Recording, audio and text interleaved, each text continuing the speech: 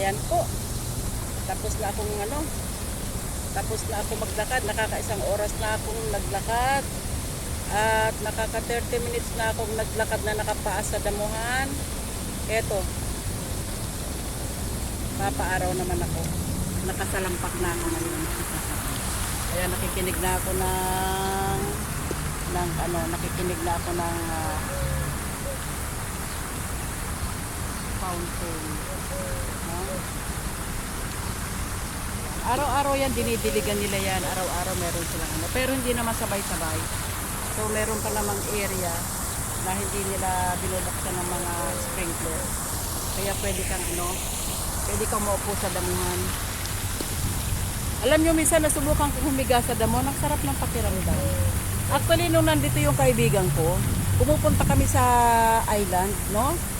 Doon kami natutulog sa mismong barge niya, mismo, yung daungan. Di ba yung medyo umaalon-alon yun? Doon kami natutulog. Ang sarap ng pakiramdam. Oh. Kaya ito, madami na naglalakad ngayon. Patanghali na, pauwi na rin ako. Araw muna at ang kulay ko magkakaiba na Araw-araw muna ako ng kaunti.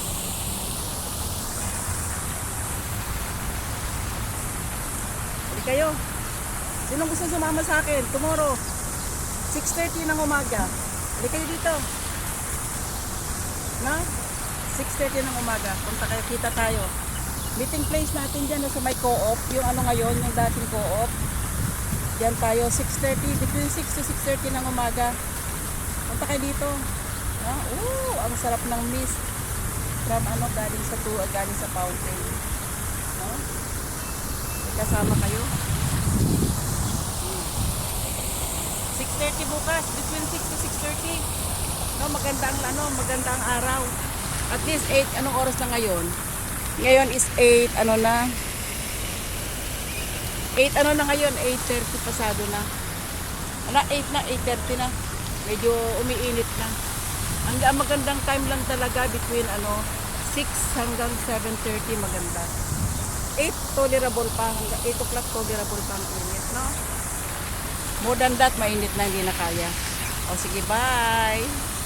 Ito tayo bukas. Okay? Pwede kayo magdala ng mga nyo, hula hoop nyo, escaping rope nyo. Pwede rin tayo magsumba kung gusto nyo. No? Ang laki na yung lugar, Okay? Hali kayo. Message nyo ako kung gusto nyo. Meet tayo dito, okay? Bye!